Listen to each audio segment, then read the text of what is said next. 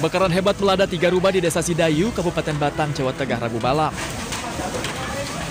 Api berasal dari sebuah rumah milik seorang kakek bernama Margono yang dihuni bersama menantunya Sophia. Penyebab kebakaran diduga akibat korsleting listrik yang memicu ledakan di bagian atas rumah. Saat mengetahui kejadian, Sophia yang berada di depan rumah berteriak meminta tolong dan segera memberitahu Margono yang sedang mencuci. Banyaknya bagian rumah yang terbuat dari kayu membuat api cepat membesar dan menjalar ke rumah lainnya. Lampunya itu bunyi. Lampu bagian? Kamarnya Bapak. Terus setelah bunyi apa ledakan itu, terus Mbak Sophia? Tak liatin, nggak taunya kok kamarnya udah kebakar semua. Bagian mana itu, atap? Bagian atap sama bawah. Itu sepertinya ada korsleting listrik. Karena awalnya ledakan dari atas, terus terbakar. Selain pemadam kebakaran, Koramil Bandar bersama Polsek Bandar turut terjun ke lokasi membantu proses pemadaman dan mengevakuasi barang milik korban. Tidak ada korban jiwa dalam kejadian ini, namun kerugian ditaksir mencapai ratusan juta rupiah. Dari Batang, Jawa Tengah, Suryono Soekarno, iNews melaporkan.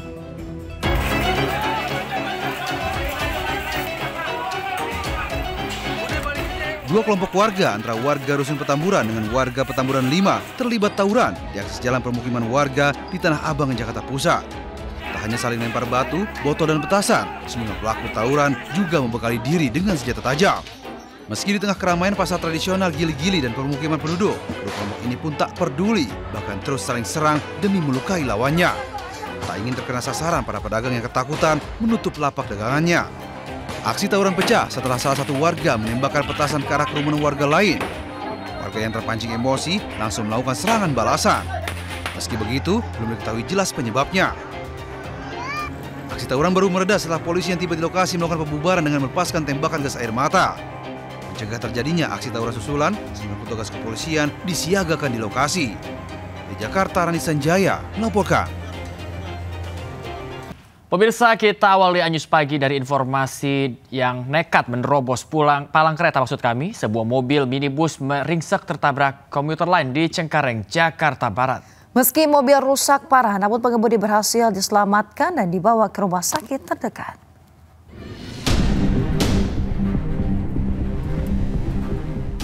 Sebuah minibus ringsek setelah tertabrak komuter lain di perlintasan Jembatan Gantung Cengkareng, Jakarta Barat. Warga yang melihat peristiwa ini berupaya mengevakuasi 2 orang penumpang yang masih berada di dalam mobil. Menurut saksi mata, mobil minibus berwarna putih ini nekat menerobos palang kereta meski sudah diingatkan petugas. Akibatnya, mobil minibus ringsek tertabrak komuter lain yang melintas dari arah Duri menuju Tangerang. Tidak ada korban jiwa dalam peristiwa ini.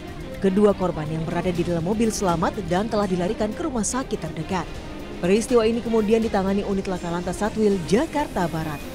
Dari Jakarta, Miftahul Gani, iNews melaporkan.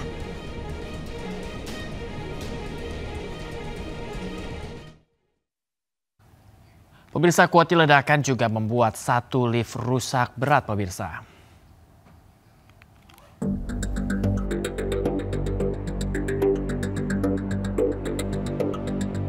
Detik-detik ledakan terekam kamera pengawas di Tower F apartemen City Park yang merusak 2 kamar di salah satu lantai. Ledakan membuat seluruh bangunan dan atap yang berada di lorong apartemen juga rusak berat. Tidak ada korban, unit apartemen yang rusak imbas ledakan dihuni warga negara asing. Merupakan dari gas yang dari regulatornya. Jadi kemudian kita menduga bahwa setelah penghuni dalamnya menyalakan lampu atau korek, itulah ledakan itu. Ya. Kemudian ada penghuninya itu, ya begitu, alhamdulillah tidak ada apa-apa. Garis polisi telah dipasang di lokasi guna menghindari kerumunan warga. Saat ini Polsek Cengkareng masih menyelidiki kasus ini. Dari Jakarta, Miftahul Gani, iNews melaporkan. Pemirsa, akibat intensitas hujan yang cukup tinggi, turap penahan jembatan Kali Pamingkis di Kabupaten Bekasi, Jawa Barat longsor. Akibatnya jalan menuju 5 desa terputus. Ya Allah. Astagfirullah. Enggak. Pemirsa, seperti inilah detik-detik longsornya turap pendahan jembatan Kali Cipamingkis, Desa Ridoggali, Kecamatan Cibarusah, Kabupaten Bekasi, Jawa Barat. Akibat peristiwa ini sejumlah warga kecewa karena jembatan Cipamingkis merupakan akses jalan penghubung dari 3 desa, yakni Desa Sirna Jati, Desa Ridomanah, dan Desa Ridoggali, Kecamatan Cibarusah. Warga pun terpaksa harus memutar arah untuk dapat melintas ke wilayah Kabupaten Bekasi maupun ke wilayah Kabupaten Karawang.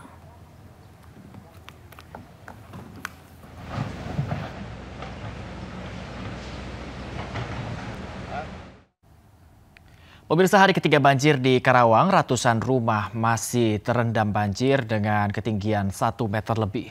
Tak hanya itu pemirsa, seorang peternak bebek tenggelam akibat terbawa arus dari luapan Sungai Citarum dan Sungai Cibeet. Korban hilang kini dalam pencarian tim SAR.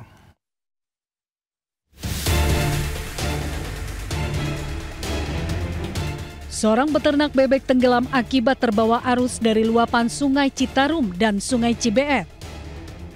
Korban bernama Amin berusia 60 tahun lansia tersebut dikabarkan menghilang terbawa arus banjir yang berada di tengah sawah akibat luapan Sungai Citarum.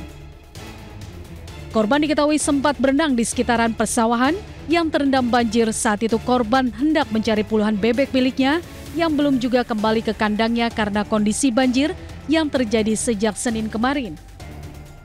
Namun hingga Rabu siang korban tak kunjung kembali setelah terbawa arus banjir. Sementara motor korban masih terparkir di lokasi. Tadi sekitar pukul 7 pagi akan mencari ternak peliharaannya bebek yang hilang 40 ekor sejak kemarin. Jadi mengarahnya ke jalur yang masih digenangi air. Kedalaman airnya sendiri sekitar 2 meteran. Nah, si Pak Linmas ini sendiri dia tidak punya keahlian renang dan punya rekam jejak medis sakit asma. Tim SAR gabungan dari BPBD, Tagana, Polri, dan TNI, serta KRI unsur relawan SAR berupaya mencari korban dengan menyisir lokasi pesawahan dengan menggunakan perahu karet.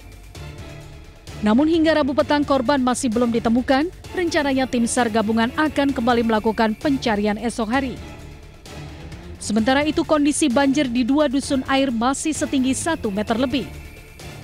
Tercatat rumah warga yang masih terendam sekitar 118 rumah dan 450 jiwa. Sedangkan di Dusun Pangasinan masih ada 265 rumah dan yang terdampak ada 1.100 jiwa. Dari Karawang, Jawa Barat, Rudi Setiawan, iNews melaporkan. Pemirsa, banjir dengan ketinggian 50 cm masih merendam Jalan Raya Regensi, Kabupaten Tangerang, Banten hingga Rabu siang. Selain membuat mogok sepeda motor yang menerobos banjir, sejumlah pemilik toko juga mengaku merugi lantaran tidak ada pengunjung akibat banjir.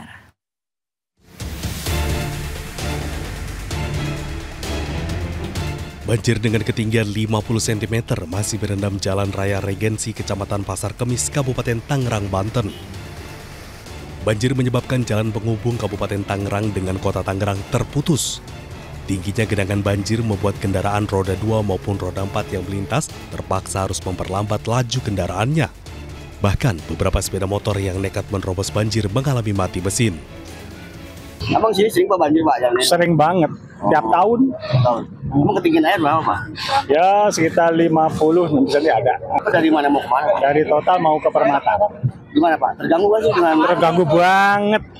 Oh, ini terlalu dalam Pak, di dalam. Tadi karena saya di depannya mobil, jadi saya nggak bisa terlalu kencang karena banyak mobil juga. Selain merendam jalan, banjir juga merendam puluhan toko yang berada di Jalan Raya Regensi.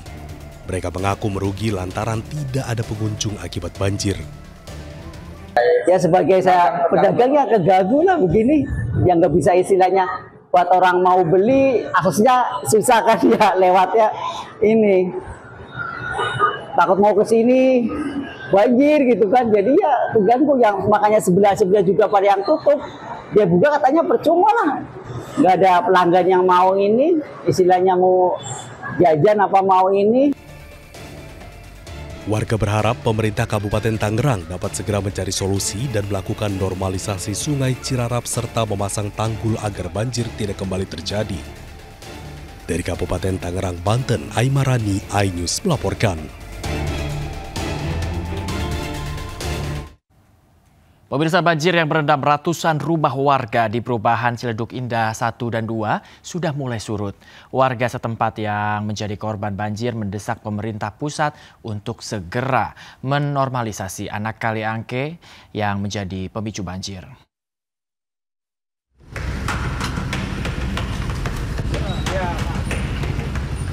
Ratusan rumah warga di perumahan Ciledug Indah 1 dan 2, Pendurenan, Kota Tangerang, yang terendam banjir dengan ketinggian mencapai 1,5 meter saat ini sudah surut. Warga yang dibantu BPBD Kota Tangerang terlihat sibuk membersihkan rumah mereka dari lumpur dan sisa sampah yang terbawa banjir. Guna menanggulangi banjir, warga mendesak pemerintah pusat, khususnya Kementerian PUPR, untuk membangun tanggul dan menormalisasi anak kali angke. Hal ini karena kali angke yang kerap meluap dan tumpah ke permukiman warga saat hujan turun dengan intensitas tinggi akibat kiriman air dari hulu. Saya berharap Kementerian PU bisa segera melakukan normalisasi kali dan juga peninggian tanggul, mengingat kami warga Ciledug Indah 2, terutama di Kelurahan Pendurenan, setiap musim hujan selalu suka was-was. Warga berharap normalisasi anak kali angke segera dilaksanakan. Selain itu, pembangunan turap dan tanggul kokoh agar bencana banjir tahunan tidak lagi terjadi. Dari Tangerang, Banten, Sukron, iNews melaporkan. Kita ke informasi mancanegara, pemirsa. Serangan udara Israel kembali menewaskan warga Gaza. Israel menjatuhkan bom di fasilitas desalinasi air, di mana para wanita dan anak-anak antri air bersih.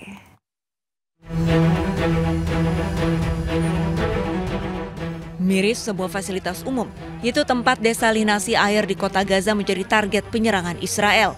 Sejumlah warga sipil berlumuran darah terkena pecahan rudal Israel. Target pemboman adalah salah satu tempat penyaringan atau desalinasi air bersih untuk warga Gaza. Nahas saat serangan rudal terjadi, warga tidak mendapatkan peringatan.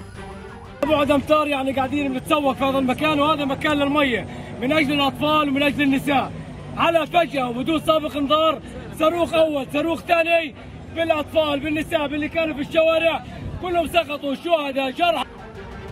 Dilaporkan dari media setempat, 3 warga Gaza meninggal dunia pasca serangan ini.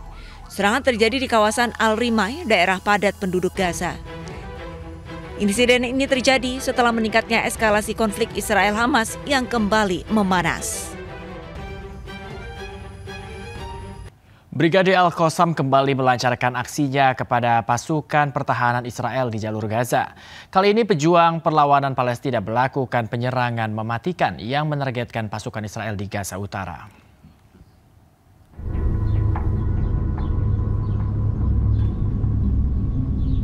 Sebagai bagian dari rangkaian operasi Batu Daud, penargetan tentara dan kendaraan Israel di sepanjang poros penyerbuan di sebelah timur kota Gaza.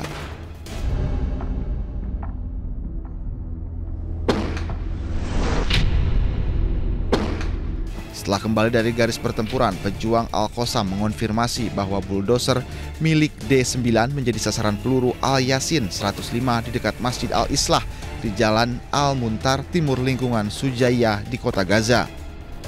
Selanjutnya, usai kembali dari garis pertempuran, para pejuang Al-Qassam mengonfirmasi bahwa mereka menargetkan pasukan infanteri Zionis dengan 2 peluru anti personel dan menyerang anggota pasukan dengan senjata ringan hingga menewaskan dan melukai pasukan Zionis di daerah Al-Hawasi di lingkungan Sujaya, timur kota Gaza.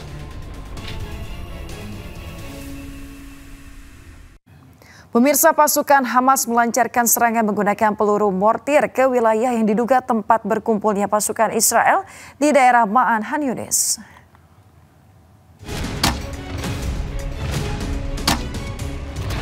Inilah rekaman Brigade Mujahidin yang melancarkan tembakan mortir ke arah kumpulan pasukan musuh di daerah Ma'an Han Yunis. Sementara Brigade Al-Aqsa juga menyiarkan rekaman para pejuangnya bersama dengan Brigade Al-Nasser Salah Al-Din yang menembaki sekumpulan kendaraan musuh Israel yang telah menembus bagian timur wilayah Al-Qororo dengan peluru mortir 60 mm. Sementara Brigade Al-Aqsa juga menyiarkan rekaman para pejuangnya bersama dengan Brigade Al-Nasser Salahuddin yang menembaki sekumpulan kendaraan musuh Israel yang telah menembus bagian timur wilayah Al-Qororo dengan peluru mortir 60 mm. Penyerangan tentara Israel juga dilakukan di sebelah timur lingkungan Sujaiyah yang menargetkan tentara musuh, kendaraan, dan rumah-rumah tempat pasukan Zionis dan menyerang mereka dari jarak dekat.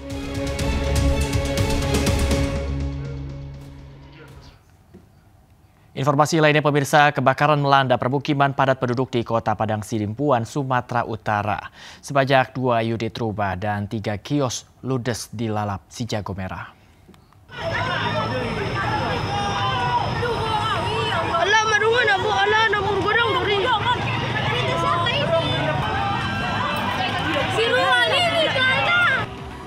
Kepulan asap hitam menyelimuti Jalan Jenderal Sudirman, Kota Padang Sidimpuan, Sumatera Utara. Api yang melahap sejumlah bangunan membuat warga panik dan berlarian. Diduga kebakaran ini berawal dari salah satu warung makan. Saat itu, warga sempat berusaha memadamkan api dengan peralatan seadanya. Namun, angin yang bertiup kencang membuat api sulit dipadamkan. Petugas yang tiba di lokasi berjibaku memadamkan api. 5 unit mobil damkar dikerahkan ke lokasi untuk memadamkan api. Akibat kebakaran ini, 3 unit kios dan 2 unit rumah ludes dilalap api. Tadi kurang lebih sekitar jam 10:30 kita menerima laporan dari masyarakat bahwa terjadi kebakaran di wilayah Jalan Merdeka, lebih tepatnya itu di Giring. Tadi yang hangus adalah kios, berupa kios dan rumah yang merupakan tempat ibadah daripada warga. Tidak ada korban akibat peristiwa ini, namun kerugian ditaksir mencapai ratusan juta rupiah. Dari Padang Sidimpuan, Sumatera Utara, Indra Mulya Siagian, iNews melaporkan. Pemirsa, setelah sepekan tenggelam, KMP Tuduh Pratama Jaya akhirnya ditemukan di dasar Laut Selat Bali. Bangkai kapal ditemukan setelah tim SAR menggunakan kendaraan bawah air tanpa awak.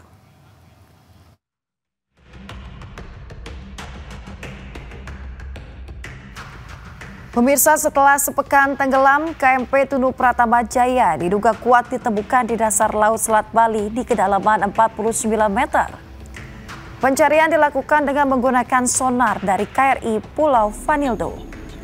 Setelah sonar memastikan objek mencurigakan, petugas kemudian menurunkan kendaraan bawah air tanpa awak yang dikendalikan dari permukaan atau ROV. Sejauh ini tim SAR telah menyiapkan 37 penyelam untuk mencari korban yang kemungkinan terjebak di dalam kapal. Namun tim SAR belum menerjunkan penyelam karena lokasi kapal sekitar 30 meter dari kabel listrik bawah laut Jawa Bali.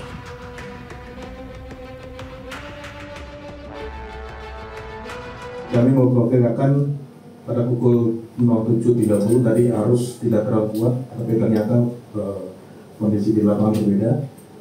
Kami menurunkan kamera bawah air sampai dengan kedalaman 35 meter. Tapi setelah kedalaman 35 meter, kamera tersebut hanyut oleh air, sehingga tidak bisa terdeteksi yang lain. Tapi sebelum hanyut, kita masih bisa monitor objek yang ada di. Pemirsa, jenazah Arya Daru Pangayunan tiba di Bantul, Yogyakarta dan langsung dimakamkan di pemakaman umum setempat. Almarhum merupakan diplomat Kementerian Luar Negeri yang diduga menjadi korban pembunuhan di dalam kamar indekosnya di kawasan Menteng, Jakarta Pusat.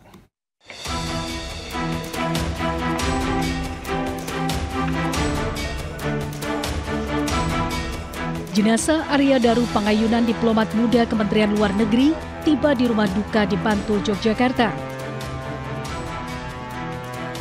Usai disemayamkan di rumah duka dan disolatkan, jenazah Arya kemudian dimakamkan di Pemakaman Umum Suten, Banguntapan, Bantul, Yogyakarta. Selain keluarga dan kerabat serta warga sekitar, turut hadir dalam pemakaman Direktur Perlindungan WNI Kementerian Luar Negeri, Yuda Nugraha, untuk memberikan penghormatan terakhir kepada almarhum. Kepergian almarhum meninggalkan seorang istri dan 2 orang anak. Kami hadir di Yogyakarta untuk menyampaikan duka cita yang mendalam dari Bapak Menteri Luar Negeri dan seluruh keluarga besar kepada keluarga besar almarhum Mas menyampaikan duka cita sejak awal.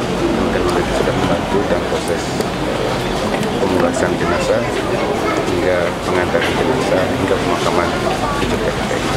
Nah, sedangkan untuk kasus ini sendiri sudah diserahkan kepada pihak polisi tertunggu hasil penyelidikan dari pihak polisi. Sebelumnya, Arya Daru Pangayunan, seorang diplomat ahli muda Direktorat Perlindungan Warga Negara Indonesia, Kementerian Luar Negeri, ditemukan tewas mengenaskan di sebuah kamar kos di kawasan Gondang Dia, Menteng, Jakarta Pusat pada Selasa pagi kemarin. Saat ditemukan, kondisi kepala dan wajah korban dipenuhi lilitan lakban. Polisi juga mendapati kamar kos korban terkunci dari dalam. Dari Bantul, Yogyakarta, Trisna Purwoko, iNews melaporkan.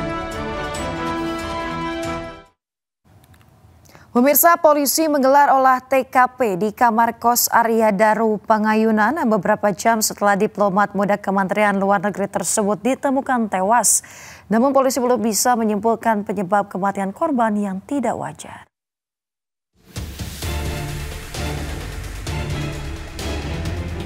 Garis polisi memagari kamar kos tempat jasad Arya Daru Pangayunan di Jalan Gondang Dia Kecil, Menteng, Jakarta Pusat. Polisi mencari petunjuk tewasnya diplomat Kemenlu ini dengan memeriksa kamar kos korban. Polisi juga memeriksa sejumlah ruangan lain, halaman depan, serta tempat sampah. Meski korban ditemukan tewas secara tidak wajar, polisi belum bisa memastikan penyebab tewasnya korban. Polisi juga memastikan tidak ada barang berharga korban yang hilang. Itu yang masih kita lakukan penyelidikan. Wajahnya masih dilakukan. Cuman perkembangannya nanti ya. Ada barang-barang yang hilang nggak Pak? Nggak ada. Nggak ada barang hilang. Jenis kelaminnya? Laki-laki. Ya. Kerjaannya apa Pak? PNS. Di? Ya belum tahu, masih kita dalam penyelidikan. Hingga kini polisi telah memeriksa 3 orang saksi termasuk istri korban dan penjaga kos. Polisi juga masih menunggu hasil visum dari Rumah Sakit Cipto Mangunkusumo, Jakarta Pusat guna mengetahui penyebab kematian korban. Sebelumnya, Arya Daru Pangayunan, seorang diplomat ahli muda Direktorat Perlindungan Warga Negara Indonesia, Kementerian Luar Negeri, ditemukan tewas mengenaskan di sebuah kamar kos di kawasan Gondang Dia, Menteng, Jakarta Pusat, Selasa pagi kemarin. Saat ditemukan, kondisi kepala dan wajah korban dipenuhi lilitan lakban. Polisi juga mendapati kamar kos korban terkunci dari dalam. Dari Jakarta, Rani Sanjaya, iNews melaporkan. Arya Daru Pangayunan, diplomat Kemenlu yang meninggal misterius berusia 39 tahun saat ditemukan. Ia berasal dari Janti, Banguntapan, di Bantul, Daerah Istimewa Yogyakarta, pemirsa.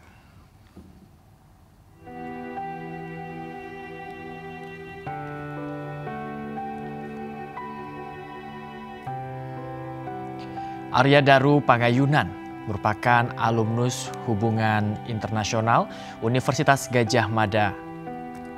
Sepanjang karirnya, Arya pernah bertugas di sejumlah kedutaan besar Indonesia dan luar negeri. Arya Daru juga memiliki akun Instagram yang cukup aktif, mengunggah postingan dengan total memiliki 1.311 pengikut.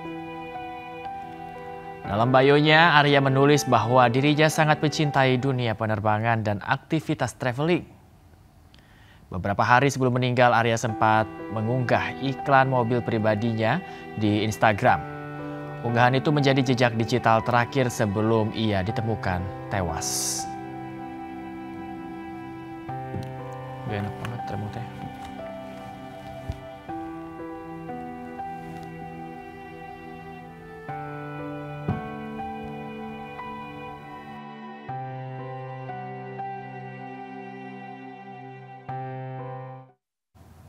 Pemirsa, Polda NTB menetapkan 3 tersangka atas kematian Brigadir Nur Hadi yang ditemukan tewas saat berlibur bersama 2 orang atasannya berpangkat perwira.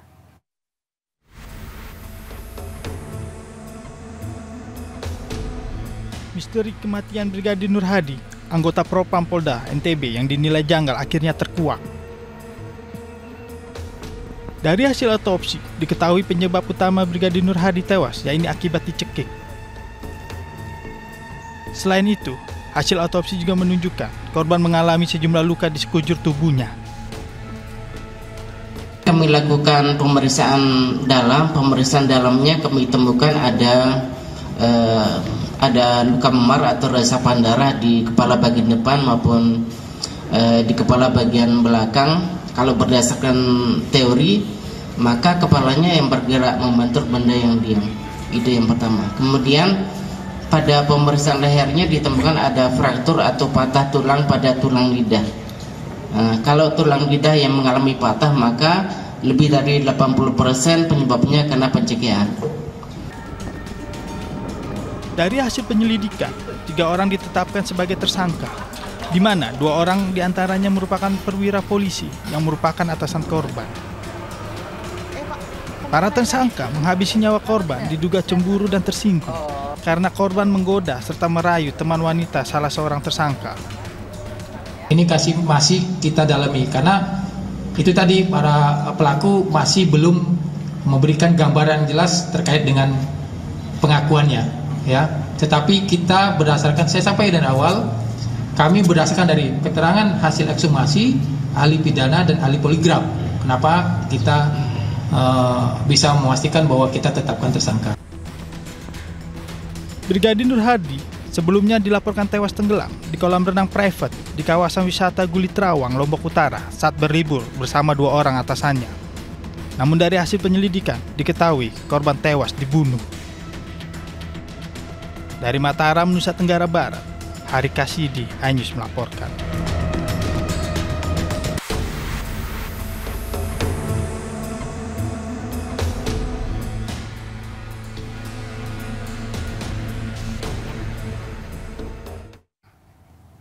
Pemirsa, selamat menunaikan ibadah salat subuh untuk Anda yang berada di wilayah Jakarta dan sekitarnya. Kita kembali di iNews Pagi. 3 kendaraan terlibat kecelakaan beruntun di Cengkareng, Jakarta Barat. Kecelakaan terjadi diduga akibat sebuah truk ekspedisi alami remblong.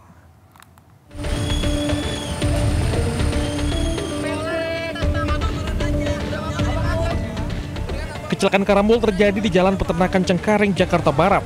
Warga di sekitar lokasi langsung berupaya menolong sopir truk yang terluka parah. Kecelakaan terjadi saat truk melaju dari arah Pesing menuju Cengkareng.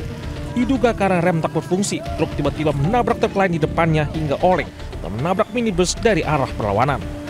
3 kendaraan yang terlibat kecelakaan beruntun ini ringsek di bagian depan. Rembok itu nabrak ini. Nabrak yang ini bak terbuka. Ya.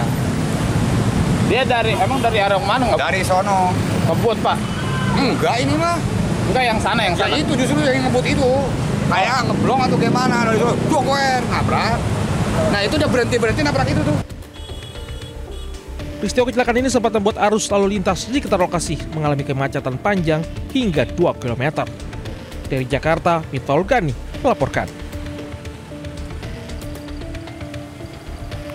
Pemirsa, mobil patroli polisi menabrak 6 pemotor dan 1 kios di Dompu, Nusa Tenggara Barat, sebabkan 6 pemotor tersebut terluka.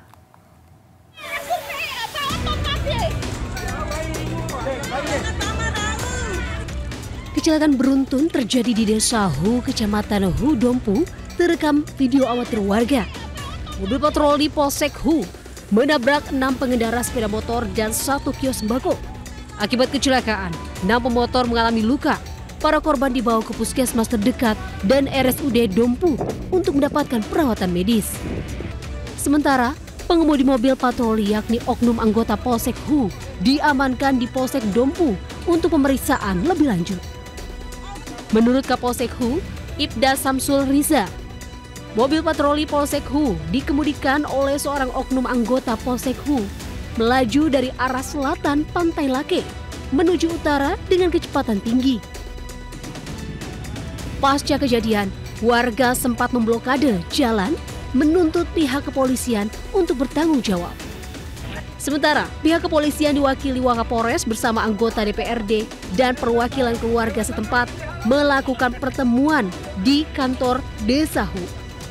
Dalam pertemuan tersebut disepakati pihak kepolisian bertanggung jawab atas korban kecelakaan, baik biaya pengobatan hingga ganti rugi.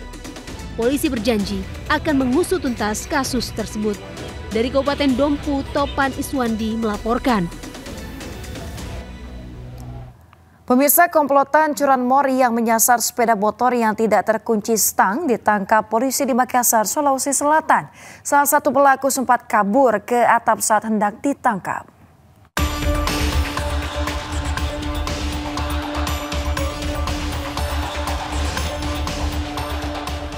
Seorang pelaku curanmor berusaha kabur dengan naik ke atas rumah saat hendak ditangkap polisi di Makassar, Sulawesi Selatan.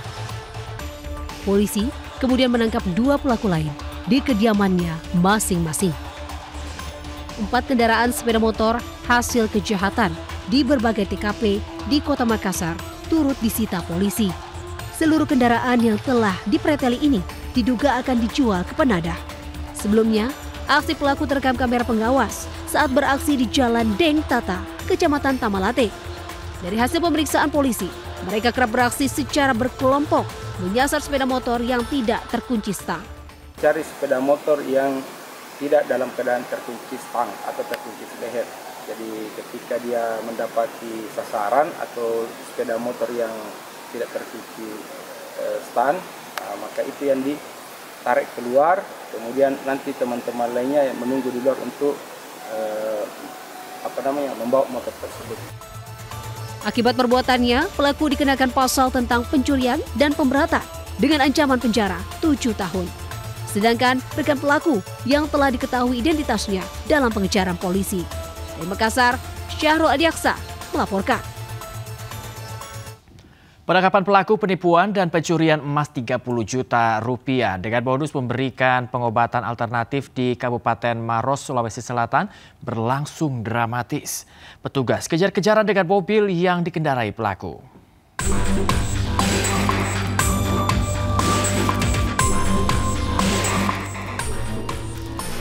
Bak film action, tim Jatanras Polres Maros terlibat kejar-kejaran dengan sebuah mobil yang dikendarai pelaku penipuan dan pencurian emas senilai 30 juta rupiah di Jalan Poros, Kabupaten Takalar, Sulawesi Selatan.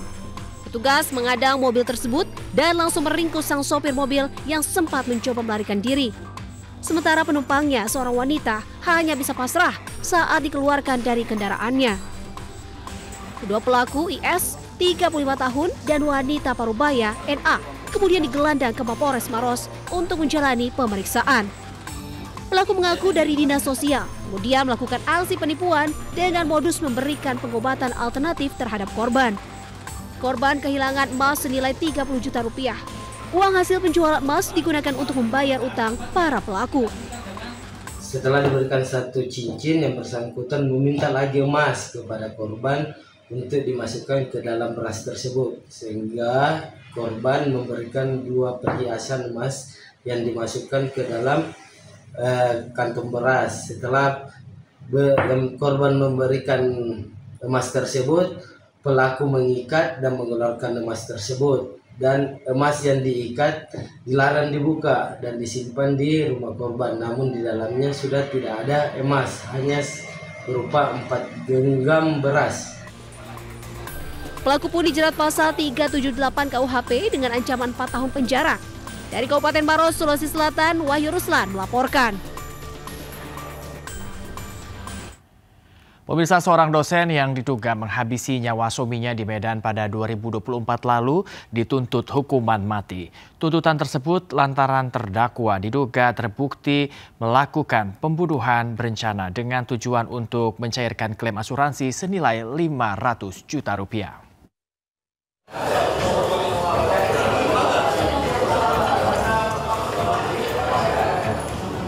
Sidang pembunuhan Maralen Situngkir dengan terdakwa Tiromsi Sitanggang yang merupakan istrinya sendiri dengan agenda tuntutan jaksa digelar di Pengadilan Negeri Medan.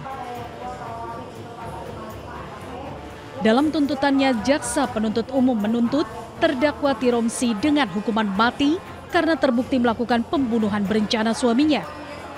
Ada penyelidikan bersalah melakukan tindak pidana pembunuhan yang direncanakan terlebih dahulu dengan melanggar pasal 340 KUHP untuk pasal 55 ayat 1 ke 1 KUHP sebagaimana dalam dakwaan primer. 2. Menjatuhkan pidana oleh karena itu dengan pidana mati. Diketahui terdakwa yang berprofesi sebagai dosen strata 3 bidang hukum sempat tidak mengakui perbuatannya sehingga menghambat proses penegakan hukum. Menyuruh masukkan asuransi itu melalui anaknya dengan menyuruh anaknya berfoto seolah-olah dia masukkan asuransi dan menyuruh juga anaknya untuk tidak menyampaikan bahwasannya kepentingan untuk apa dia berfoto megang KTP, tapi dia mengatakan itu untuk kepentingan kuliahnya. Namun pergunaannya akhirnya digunakan untuk mendaftarkan asuransi. Yang awalnya yang agennya tadi mengatakan itu ada ditawarkan 3 juta dan 5 juta dengan premi 500 juta dan 300 juta, dia langsung memilih yang 500 juta. Sebelumnya polisi menetapkan Tiromsi Sitanggang sebagai tersangka pembunuhan terhadap suaminya Rusman Maralen Situngkir. Penetapan tersangka kepada pejabat pembuat akta tanah atau notaris dilakukan setelah kepolisian sektor Helvatia beberapa bulan melakukan penyelidikan dan melakukan ekshumasi jenazah korban yang telah dimakamkan. Kecurigaan polisi berawal saat pelaku sempat menolak otopsi terhadap jenazah suaminya. Dari Medan, Sumatera Utara, Said Ilham, iNews melaporkan. Terima kasih Anda masih di News Pagi, pemirsa. Barreskrim Polri melakukan gelar perkara khusus dugaan ijazah palsu Joko Widodo yang belakangan kembali menjadi sorotan publik.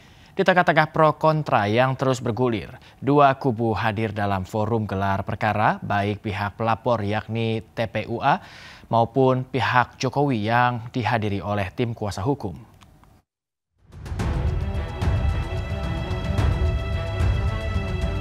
Gelar perkara khusus ijazah Jokowi dimulai pukul 10 pagi di gedung Barreskrim Polri. Gelar perkara dihadiri dua kubu baik pihak pelapor yakni TPUA maupun pihak Joko Widodo yang dihadiri oleh tim kuasa hukumnya. Roy Suryo bersama tim pembela ulama dan aktivis TPUA membawa dokumen hasil analisis digital yang mereka klaim menguatkan dugaan pemalsuan ijazah. Sementara tim kuasa hukum Jokowi Yakub Hasibuan memberikan keterangan balik yang menyatakan bahwa gelar perkara pada tahap penyelidikan tidak mempunyai dasar hukum yang kuat, namun tetap menghormati proses yang dilakukan oleh penyidik. Nah, jadi saya dan Dr. Rismon tadi didengar betul dan kami itu sesuai dengan kapasitas. Kami karena dibekali dengan insya Allah ilmu pengetahuan, kami kemudian tadi memaparkan, minta tolong dipegang. Kami memaparkan apa yang ada, yang tadi mungkin pada saat masuk sudah disampaikan, tapi ini saya jelaskan lagi. Saya menjelaskan analisis teknis ijazah dan skripsi yang 99,9% palsu. Ya. Dan saya terbuka sekali, kami terbuka. Paparan ini, baik secara hardware maupun secara software, tadi kami berikan dan Pak Kepala pimpinan itu suka sekali menerima, langsung dibaca dan langsung dikopi untuk anggota supaya nanti bisa di semuanya ya. Kita tidak melihat lagi ada chance bahwa mereka karena gini, tadi mereka tidak berhasil untuk menunjukkan di mana cacatnya penyelidikan Barreskrim. Mereka juga tidak berhasil untuk memberikan novum bukti baru. Ini ada bukti baru loh bahwa ada dugaan ijazah palsu sehingga mereka harus berhenti. Nah, ini yang harus paling penting di situ. Nah, selama ini kan mereka mendalilkan kepalsuan. Ijazahnya palsu, tapi mereka tidak pernah membuktikan. Sedianya Barreskrim Polri menjadwalkan gelar perkara dilakukan pekan lalu, namun atas permintaan pelapor, agenda baru dilaksanakan pada Rabu pagi. Dari Jakarta, Jen Cahyani, Irian Syah, Jaka Samsah, iNews melaporkan.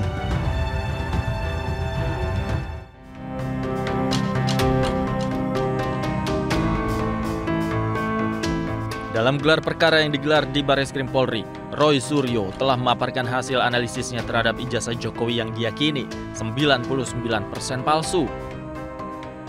Pada hasil uji error level analysis atau ELA, menghasilkan ijazah Jokowi menunjukkan error pada bagian logo dan pas foto.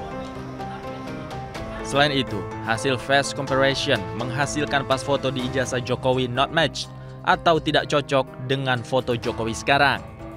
Hasil face comparison menghasilkan pas foto di ijazah Jokowi match atau cocok dengan foto di bio atau Domatno Budi Utomo.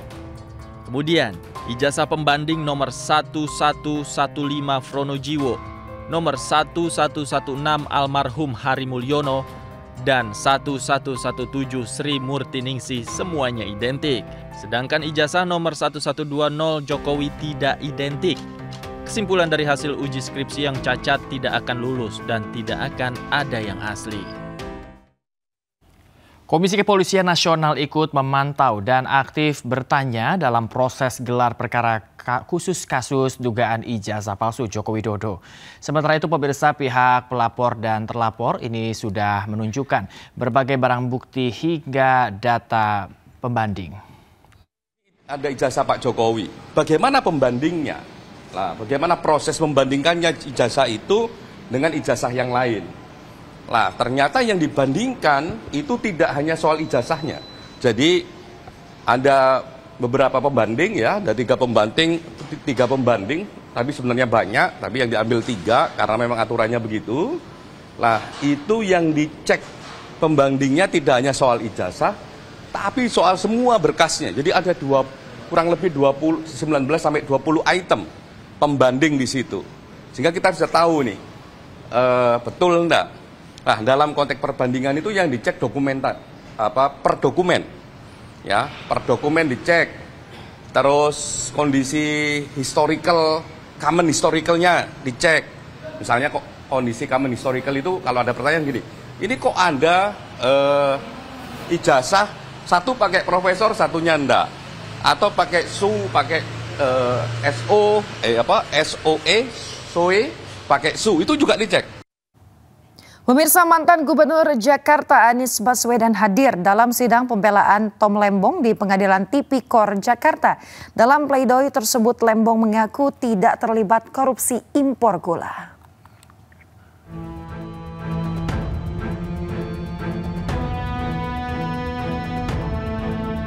Sidang lanjutan kasus dugaan korupsi importasi gula dengan terdakwa Tom Lembong kembali digelar di Pengadilan Tipikor Jakarta.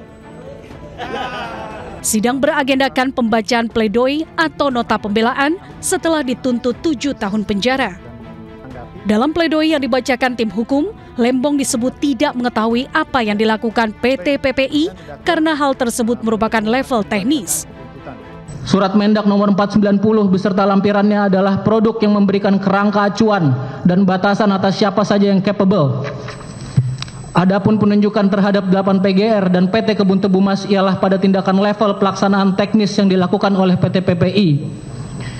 Fakta persidangan membuktikan terdakwa sama sekali tidak mengetahui, tidak terlibat, dan tidak pernah memberikan arahan atas apa yang dilakukan oleh PT PPI, meski yang dilakukan oleh PT PPI merujuk pada Surat Mendak 490.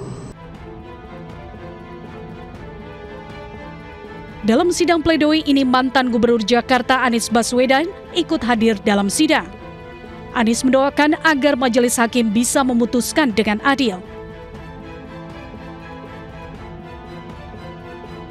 Jadi kami datang ingin mendengarkan dan kita mendoakan, kita yakin bahwa insya Allah majelis hakim nantinya akan memutus dengan adil, dengan objektif dan memberikan kepastian hukum. Sebelumnya, jaksa meyakini Tom bersalah dalam kasus korupsi impor gula. Selain menuntut hukuman 7 tahun penjara, jaksa juga menuntut Lembong membayar denda 750 juta rupiah dengan subsidiar 6 bulan kurungan. Subsidiar pasal 3 Junto. Terdakwa kasus korupsi impor gula, mantan Menteri Perdagangan Tom Lembong mengatakan pledoi dirinya lebih personal dari sisi sudut pandang sebagai pribadi dan lebih ke arah substansi kebijakan. Sudah berminggu-minggu saya menyiapkan pledoi, ya kan. Baru tadi pagi saya dikasih tahu kalau yang namanya pledoi itu harus ada judulnya, ya kan. Jadi tadi pagi saya langsung memikirkan ya apa judul yang ingin saya taruh sebagai judul pledoi saya, dan saya putuskan untuk memberikan judul hanya 2 kata saja, yaitu di persimpangan. Ya.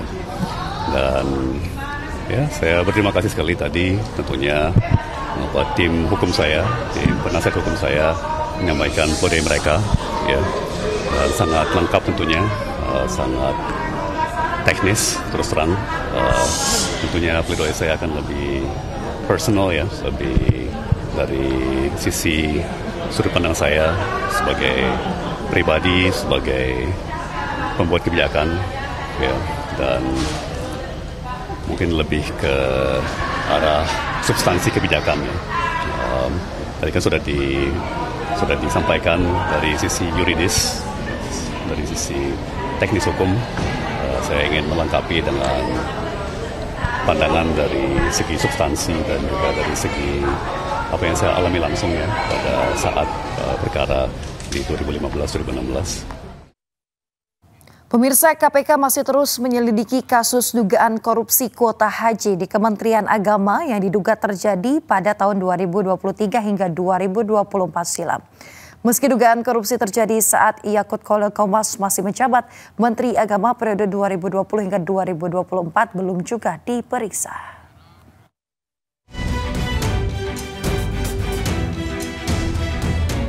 Komisi Pemberantasan Korupsi tengah mengusut dugaan korupsi penetapan kuota dan penyelenggaraan haji di Kementerian Agama. Beberapa waktu lalu, pendakwa Khalid Basalamah datang ke KPK guna memberi keterangan sebagai saksi terkait informasi haji. Keterangan itu digunakan KPK untuk proses penyelidikan. Saya diundang untuk datang dan saya warga Indonesia yang patuh, apalagi konsep kita patuh pada pemerintah, kita datang, gitu kan. Apa yang mereka butuhkan informasi kami sampaikan. Sebatas itu. Jadi tidak ada hubungannya antara saya dengan korupsi itu ya. Jauh sekali. Saya bukan Menteri Agama, saya bukan ex-Menteri Agama, saya bukan staf di Kementerian Agama yang mengurus semua ini. Saya tidak ada hubungannya. Saya salah satu praktisi di lapangan yang kebetulan Allah amanahkan travel juga. Hingga kini KPK belum memeriksa Menteri Agama periode 2020-2024 Yakut Khalil Qomas meski dugaan korupsi penetapan kuota dan penyelenggaraan haji di Kementerian Agama terjadi saat Yakut masih menjabat. Jadi karena ini sudah masuk dalam tahapan lidik, yaitu tahapan penyelidikan di KPK, itu tidak usah pansus yang manggil ya KPK. Ya, kalau panggil tiga kali misalnya tidak hadir, ya kan ada upaya paksa untuk menghadirkannya, gitu loh. Ada apa kok tidak hadir itu? Ini kan amanah kan. Tapi Bapak temuan ini yakin Pak kalau Pak Yakut ini terlibat? Kan pasal 2 atau pasal 3 seseorang, ya kan, seorangnya kan sudah jelas dia yang mengeluarkan PMA siapa, melanggar aturan karena PMA itu melanggar pasal 64 ayat 2 dan ayat 4, itu kan jelas aturan yang dilanggar, merubah kuota itu, nah itu kan udah jelas mau dicari apanya. Pada 26 Juni, KPK mengumumkan kasus dugaan korupsi kuota haji yang diduga terjadi pada tahun 2023 hingga 2024. Untuk tahun 2024, Pansus Angket Haji DPR RI menemukan sejumlah kejanggalan dalam penyelenggaraan ibadah haji 2024. Di mana 20.000 kuota tambahan yang diberikan Arab Saudi dibagi dua oleh Kementerian Agama dengan porsi 10.000 untuk haji reguler dan 10.000 untuk haji khusus. Tim Liputan iNews melaporkan. Presiden Prabowo Subianto bertolak ke Brasilia, maksud kami pemirsa, usai menghadiri KTT BRICS di Rio de Janeiro.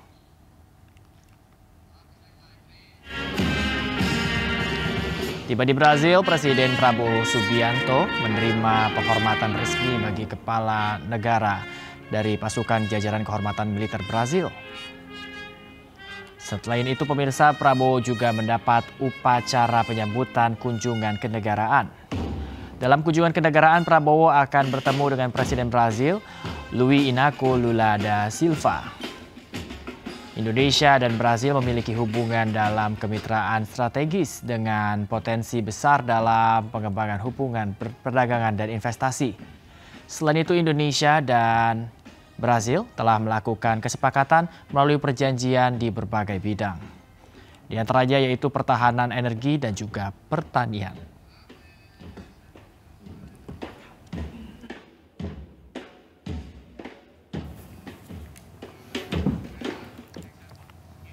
Pemirsa, kunjungan kenegaraan Presiden Prabowo Subianto ke Brasil disambut dengan penghormatan resmi dari Presiden Brasil Lula da Silva.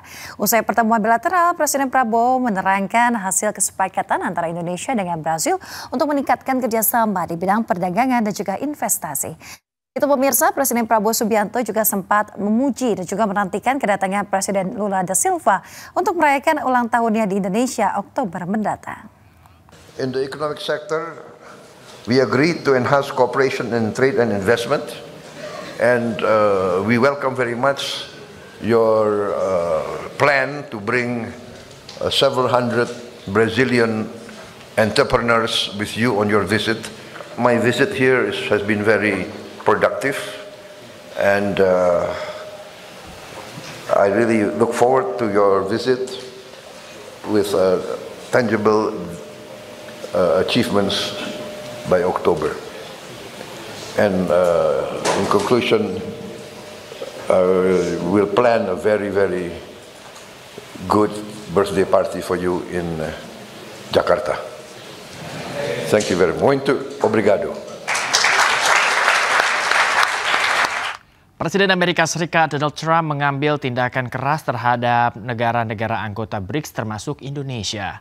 Trump mengenakan tarif tambahan 10% bagi negara anggota BRICS, di mana Indonesia sendiri kini telah dikenakan tarif 32%.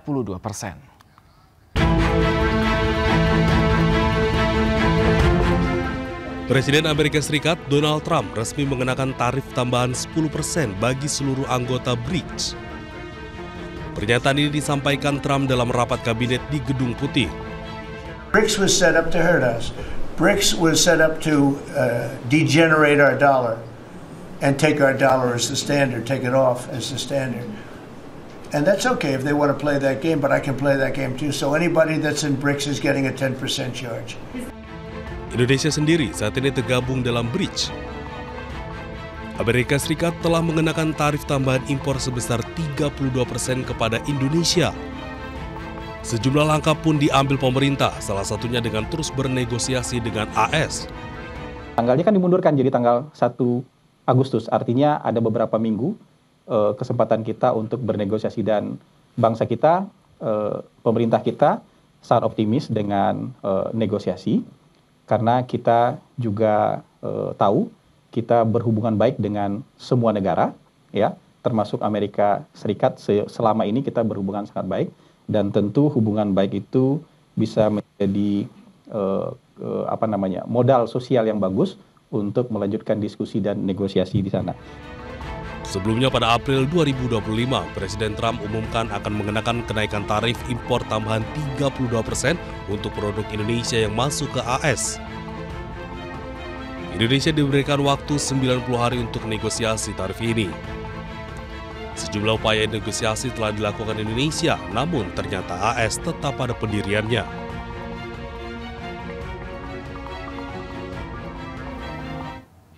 Pemirsa, sejumlah kepala daerah dari provinsi penghasil sumber daya alam dan mineral di Indonesia berkumpul dalam rapat koordinasi yang digelar di Balikpapan, Kalimantan Timur.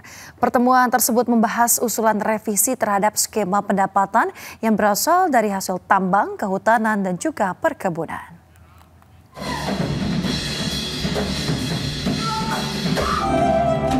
Kepala daerah dari Provinsi Penghasil Sumber Daya Alam dan Mineral di Indonesia berkumpul dalam rapat koordinasi yang digelar di Balikpapan, Kalimantan Timur.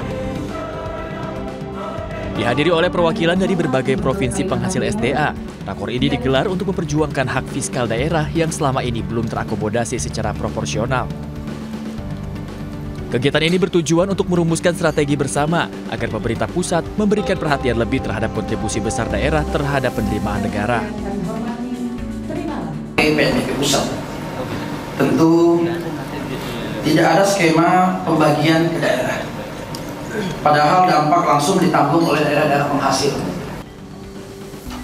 Dalam forum ini, para gubernur sepakat untuk mendorong lahirnya formulasi baru yang mengatur dana bagi hasil agar lebih adil bagi daerah penghasil. Kedepannya, rapat lanjutan untuk menyempurnakan formula usulan ini akan digelar. Selain itu, Asosiasi Pemerintah Provinsi seluruh Indonesia juga akan mengirimkan surat resmi kepada Presiden Prabowo Subianto sebagai bentuk tindak lanjut. Dari Balikpapan, Kalimantan Timur, Mukmin Aziz, iNews melaporkan. Kita ke informasi lainnya, pemirsa. 3 orang tewas akibat serangan yang menghantam area dekat Tripoli, Lebanon. Militer Israel mengakui bertanggung jawab atas serangan yang diklaim menargetkan militan Hamas sekutu Hizbullah.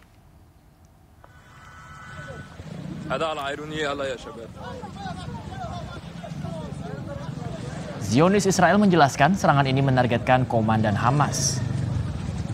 Akibat serangan ini, pemirsa, 3 orang tewas serta 13 lainnya luka-luka.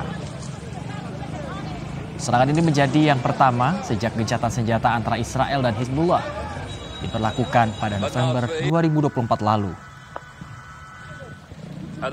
Serangan itu juga terjadi saat perundingan gencatan senjata antara Israel dan Hamas berlangsung di Qatar dan setelah 5 tentara Israel tewas dalam pertempuran terbaru di jalur Gaza.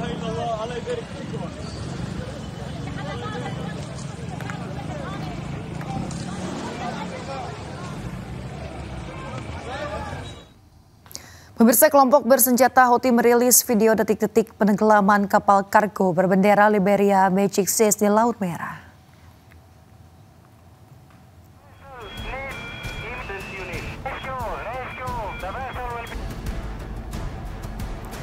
Sebelum menenggelamkan kapal Magic 6, kelompok Houthi menyerang kapal tersebut dengan tembakan roket dan juga kapal kendali jarak jauh bermuatan bahan peledak. Pihak Houthi menyatakan operator kapal asal Yunani tersebut melanggar larangan memasuki pelabuhan Palestina. Kapal sudah diperingatkan namun tidak mematuhi. Pihak Houthi pun melakukan serangan dengan menggunakan drone dan juga rudal angkatan laut hingga kapal rusak. Militer Yaman menyatakan pihaknya mengizinkan awak kapal dievakuasi begitu kapal mulai tenggelam. Kelompok Houthi menyatakan akan menyerang pelayaran yang berkaitan dengan Israel di Laut Merah hingga Israel mengakhiri genosida di Gaza.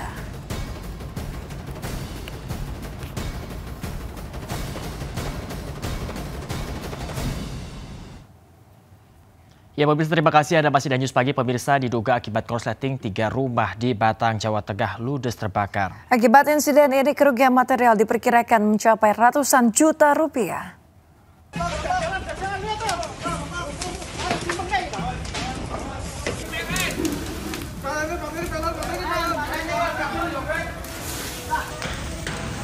Kebakaran hebat melanda 3 rumah di Desa Sidayu, Kabupaten Batang, Jawa Tengah, Rabu malam. Api berasal dari sebuah rumah milik seorang kakek bernama Margono yang dihuni bersama menantunya Sophia. Penyebab kebakaran diduga akibat korsleting listrik yang memicu ledakan di bagian atas rumah. Saat mengetahui kejadian, Sophia yang berada di depan rumah berteriak meminta tolong dan segera memberitahu Margono yang sedang mencuci. Banyaknya bagian rumah yang terbuat dari kayu membuat api cepat membesar dan menjalar ke rumah lainnya. Lampunya itu bunyi. Lampu bagian? Kamarnya Bapak. Terus setelah bunyi apa ledakan itu, terus Mbak Sophia? Tak liatin, nggak taunya kok kamarnya udah kebakar semua. Bagian mana itu, atap? Bagian atap sama bawah. Itu sepertinya ada korsleting listrik. Karena awalnya ledakan dari atas, terus terbakar. Selain pemadam kebakaran, Koramil Bandar bersama Polsek Bandar turut terjun ke lokasi membantu proses pemadaman dan mengevakuasi barang milik korban. Tidak ada korban jiwa dalam kejadian ini, namun kerugian ditaksir mencapai ratusan juta rupiah. Dari Batang, Jawa Tengah, Suryono Soekarno, iNews melaporkan. Nekat menerobos palang kereta, sebuah mobil minibus ringsek tertabrak kilometer lain di Cengkareng, Jakarta Barat. Meski mobil rusak parah, namun pengemudi berhasil diselamatkan.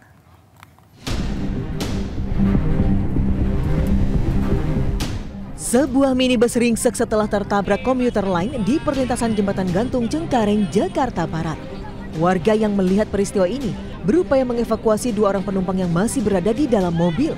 Menurut saksi mata, mobil minibus berwarna putih ini nekat menerobos palang kereta meski sudah diingatkan petugas.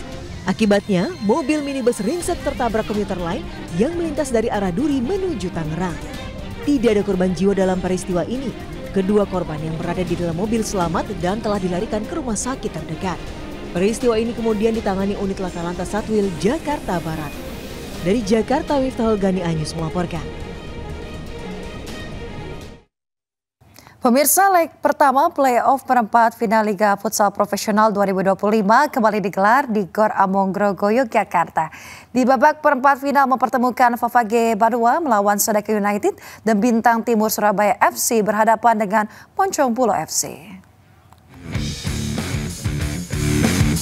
Laga perempat final leg pertama hari kedua Liga Futsal Profesional 2025 menyajikan dua pertandingan seru di Gor Among Grogo, Yogyakarta. Pada pertandingan pertama, Favage Banua berhadapan dengan Sadakata United. Pada laga ini, Favage Banua menunjukkan kelasnya sebagai salah satu tim kuat peraih gelar juara. Tanpa ampun, Favage Banua mempermalukan lawannya dengan skor telak 5-0. Pada laga kedua, giliran sang juara bertahan Bintang Timur Surabaya BTS FC yang mampu membebat habis lawannya Moncong Bulo FC. Perbedaan kualitas terlihat jelas dalam laga ini. BTS FC mampu mengendalikan jalannya permainan sehingga membuat Moncong Bulo tidak berkutik dengan 7 gol tanpa balas. Sementara itu pada lanjutan Women Pro Futsal League 2025 pekan kelima, Carmila Sari atau KS Futsal dibuat tidak berkutik oleh permainan cantik dari Alive FC. Tim asal Lubuk Linggau, Sumatera Selatan itu mampu menang dengan skor telak atas lawannya KS Futsal dengan skor 0-6. Dengan kemenangan ini perlahan Alive FC mampu naik ke papan atas klasemen sementara. Sedangkan pada laga penutup, juara bertahan Kebumen United Angels berhadapan dengan Favage Femini. Sang juara bertahan harus berjibaku meraih poin penuh dari tim papan bawah Favage Femini. Skor 2-0 untuk kemenangan Kebumen United Angels mengakhiri jalannya pertandingan. Tim Liputan iNews melaporkan.